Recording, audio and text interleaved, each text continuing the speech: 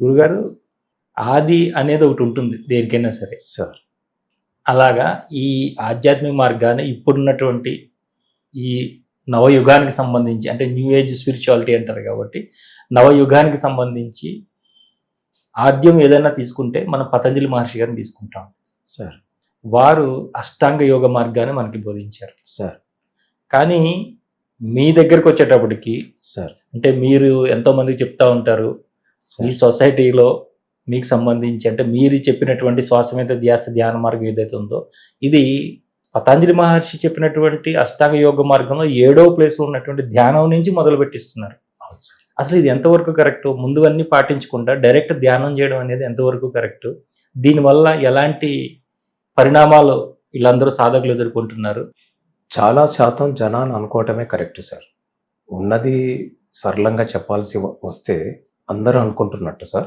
ఉన్నట్టుండి 7వ స్థానం నుంచి మొదలుపెట్టి మిగతా మొదట మీరు అన్నట్టు యమ, నియమాలు ఇవన్నీ కూడా ప్రత్యాహారం ఇవన్నీ కాకుండా స్టెప్ వైజ్‌గా ప్రాక్టీస్ చేసుకోకుండా ఒకటేసారి ధ్యానం నుంచి మొదలు పెట్టడం అనేది అది అందరికీ ఆమోదయోగ్యంగా లేదు సార్. అది మొదటి పాయింట్. ఆయన ఏ ఉద్దేశంతో 7వ పాయింట్ నుంచి అంటే ధ్యానము మొదలు పెట్టేసి యమ, నియమాలు అనేది ఆటోమేటిక్‌గా మనకు సాధన ద్వారా లభిస్తాయని చెప్పటం అనేది ఆయన ఉన్నటువంటి స్థితిలో, నా స్థితిలోనే అందరూ ఉన్నారు, లేదా అటువంటి స్థితిలో ఉన్న వారిని ఆయన సెలెక్ట్ చేసుకొని చెప్పడం జరిగిందేమో అని నా అభిప్రాయం. కానీ పద్ధతి ప్రకారం చూస్తే ఆది గురువైనటువంటి ఒక రకంగా పతంజలి, శివుడు మనం ఆది యోగి, ఆది గురువు అంటాం. పతంజలి వారిని కూడా వారు చెప్పిన పద్ధతి నా వ్యక్తిగతంగా 100% సరైన పద్ధతి అని నేను తెలుసుకున్నాను సార్. మీరు ఎక్కడి నుంచి ప్రారంభించారు?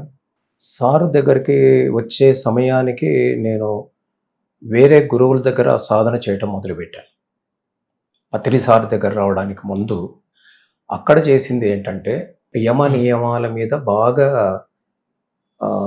దృష్టి పెట్టేవాళ్ళు ఆ గురువులు. అంటే పోయిన రోజే ధ్యానము లేకపోతే ఇంకొక పద్ధతి నేర్పించకుండా 6 నెలలలో 1 ఇయర్ కొంతమంది 2 సంవత్సరాలు ఇటువంటి వాటి మీద వారు శిక్షణ ఇచ్చి తర్వాత ఎప్పుడో ధ్యానం గురించి చెప్పడం జరిగిందండి. కాబట్టి కొద్దిగా నాకు బేసిక్స్ యమ నియమాల గురించి ఆ పద్ధతిలో ఉన్నానేమో అనుకుంటున్నాను నేను. అంటే సార్ దగ్గర రావడానికి ముందు 15 ఏళ్ళు. ఆల్మోస్ట్ నా వయసు 10 ఏళ్ళు అనుకుంటాను. అప్పటి నుంచి అనుకోకుండా ఈ దారిలోకి రావటం. నా మొదటి గురువు వచ్చి చిన్న జీయర్ స్వామి. ఇప్పుడు అందరికి తెలిసిన ఆయనే. ఆయన ఒక రకంగా బంధువు కూడా కావటం వలన ఇంట్లో నుంచే ఆ శిక్షణ మొదలైంది. అక్కడ అంతా కూడాను ఈ యమ నియమాలకు సంబంధించిందే ఎక్కువ ఉంటుంది. విచిత్రంగా పత్రి సార్ దగ్గరకు వచ్చిన ఒక 1 ఇయర్ వరకు కూడా మరి ఎందుకు అలా జరిగిందో నాకు తెలియదు. వారు నాకు ఈ యమ నియమాల్లోనే ఎక్కువ శిక్షణ ఇస్తూ వచ్చారు. ఒక 1 ఇయర్ తర్వాత నన్ను పిరమిడ్లోకి వెళ్ళి ధ్యానం చేయమని చెప్పడం జరిగింది. ఆ కారణం కూడా తోడైనందువల్ల యమ నియమాలు అనేది ధ్యానానికి ముందు చాలా ముఖ్యమైనటువంటిది.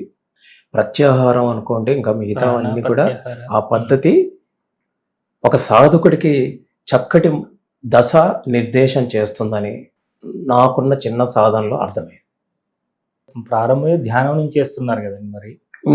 మరి వీళ్ళు ఈ ధ్యాన సాధన ద్వారా ఏదైతే జరుగుతున్నదో అదంతా కరెక్ట్‌గానే ఉపయోగించుకుంటున్నారా? మరి ఇవన్నీ వాళ్ళకి ఏమి తెలియకుండాను? ప్రపంచం జనాల గురించి చెప్పే అర్హత నాకు ఉందని అనుకోను. మీరు అడిగిన దానికి నాకు అన్వయించుకొని చెప్పే ప్రయత్నం చేస్తాను. మనిషికి ముఖ్యంగా 3 గుణాలు ఉంటాయి. ఈ 3 గుణాల్లో ఎక్కడో ఒకరు ఉంటారని తెలిసింది. ఉదాహరణకి తమో గుణం అనుకుందాం, రజోగుణము, సాత్విక గుణము సరే, శుద్ధ సాత్వికం మరి సరే. ఒక సాధకుడు ధ్యానం చేసేవాడు గన తమో గుణం నుంచి ప్రాక్టీస్ చేస్తే, చక్కగా చెప్పినట్లు ప్రాక్టీస్ చేస్తే, సాధన చేస్తే, అతను కూడా ధ్యానము ఎందుకు చేస్తున్నాము అనే విషయం మనం ఆలోచన చేస్తే, అందరి యొక్క టార్గెట్ ఒకటేనేమో అని నేను అనుకుంటున్నాను. నేనెవరని తెలుసుకోవటం. ఆ తమో గుణంలో ఉన్నటువంటి వ్యక్తి కూడా చేస్తే నేను ఎవరు అని తెలుసుకునే అవకాశము 100% ఉందని నాకు అర్థమైంది. అదేవిధంగా రజోగుణం. మనకు కొద్దిగా అర్థం కావడానికి చెప్పాల్సి వస్తే కుంభకర్ణుడు, రావణుడు. కుంభకర్ణుడు తమోగుణ సంపన్నుడు అని మనం విన్నాం.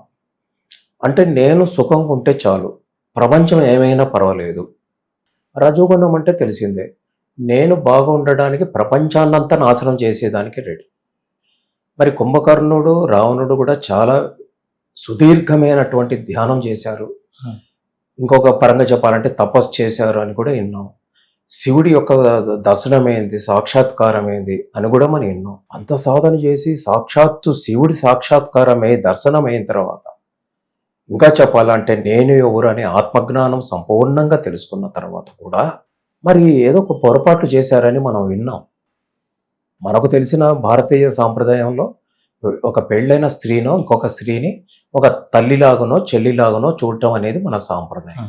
అంత జ్ఞానం పొంది ఆయన బ్రహ్మ, రావణుడు కాకుండా రావణ బ్రహ్మ అంటే ఆయన ఇంకొక సృష్టి చేయగలడు విశ్వామిత్రలాగా అనేటువంటి అంత హై ఎన్లైటెండ్ అయినటువంటి నాలెడ్జ్ ఉన్నటువంటి ఒక మహానుభావుడు మరి ఒక చిన్న విషయంలో, సీత అనేటువంటి విషయంలో అప్పటికే ఆయనకి లోకాలలో ఎంతో మందిని తీసుకొచ్చి తన భార్యలుగా, మనం అనుకున్నట్టు మండోదరి కాకుండా ఎంతో మంది భార్యలు ఉన్నారు, అప్సరసులు ఉన్నారు. అయినా కూడా అంత ధ్యానం చేసి కూడా సీత అనేటువంటి ఒక మానవ కన్యను తీసుకొచ్చి ఆయన జీవితం ఏమైంది అనేటువంటి విషయం మనందరికీ తెలిసిందే. అంటే ఒక రజోగుణంలో ఉన్నటువంటి వ్యక్తి నా సుఖం కోసం ప్రపంచాన్ని సర్వనాశనం చేస్తాను అనే ఆలోచన ఉన్న వ్యక్తి ధ్యానము చేసిన ఆత్మజ్ఞానం పొందుతాడు. కానీ ఈ గుణం రజోగుణం కనుక తొలగించుకోకుంటే వాడి వల్ల ప్రపంచానికి తీరని నష్టము, అతని వల్ల ప్రపంచానికి, సమాజానికి మహా నాశనము అనే విషయం మనకు కొన్ని వందల వేల సార్లు నిరూపణ అయింది. అలా కాకుండా యమ నియమాల నుంచి ప్రాక్టీస్ చేసుకుంటూ వస్తే ధ్యానం దగ్గరకు వచ్చే వరకు ఉన్న గుణం అంటే పుట్టుకతో వచ్చిన గుణం తమో గుణం పూర్తిగా పోతుందని నేను నమ్మను. అదేవిధంగా రజోగుణం కూడా పోదు. పెద్దవాళ్ళు మునుపటికి చెప్పారు, పుట్టుకతో వచ్చింది పుడకలతో కానీ పోదు గుణాల గురించి. దాన్ని గుణాతీతం అనుకుంటే దానికి ధ్యానముతో పాటి తర్వాత సమాధి అన్నారు చూడండి. సమాధి అంటే నాకు నేను సింప్లిఫై చేసుకుని అనుకున్న మాట ఏంటంటే నేను ఒకడు ఉన్నాను అనేటువంటి సృహ కోల్పోయి ఉండటం, ఆలోచన రహిత స్థితి ధ్యానం.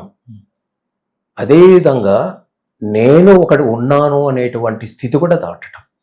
అంతర్ముఖమైన తర్వాత, ఆలోచన రహిత స్థితి దాటిన తర్వాత, అంతర్ముఖమైన తర్వాత నేను శరీరము కాదు అనేది ప్రాక్టికల్గా తెలుసుకుంటాను. అయినా కూడా ఆత్మ ప్రయాణాలు, ఏదో ఆస్ట్రల్ ట్రావెల్ అంటారు కదా, ఆ టైంలో కూడా నాకు ఒక శరీరం ఉంది అనేటువంటి సృహ సంపూర్ణంగా పోదు. అందువల్లనే కొత్తగా సూక్ష్మ శరీర యానం చేసే వాళ్ళకి బయటకు వచ్చిన తర్వాత లోపలికి రావడానికి అంటే లోపలికంటే మరి శరీరంలోకి పోవడానికి విపరీతంగా స్ట్రగుల్ అవుతూ ఉంటారు. అలా సాధన చేసే కొద్దీ అది అలవాటు చొప్పున సాధన వల్ల సంపూర్ణంగా పోవటము, సంతోషంగా రావటం జరుగుతుంది. మూడో స్థితిలో కంట్రోల్డ్ యాస్ట్రల్ ట్రావెల్ అని జరుగుతుంది. అంటే మనం ఎక్కడికి వెళ్ళాలో, ఏమి సమాచారం రాబట్టాలో అంటే జ్ఞానము అని చెప్పి శరీరం నుంచి బయటకు వచ్చి అక్కడికి వెళ్ళి మనకు కావలసిన జ్ఞానం రాబట్టుకొని మరి తిన్నగా శరీరంలోకి వస్తాం. ఇంత జరిగిన తర్వాత కూడా నేను శరీరంతో కనెక్ట్ అయి ఉన్నాననేటువంటి సృహ సాధకుడికి పోదు. మరి దానికి ఏమి చేయాలంటే దానికి వేరే మార్గం లేదు, సాధన చేయాలి.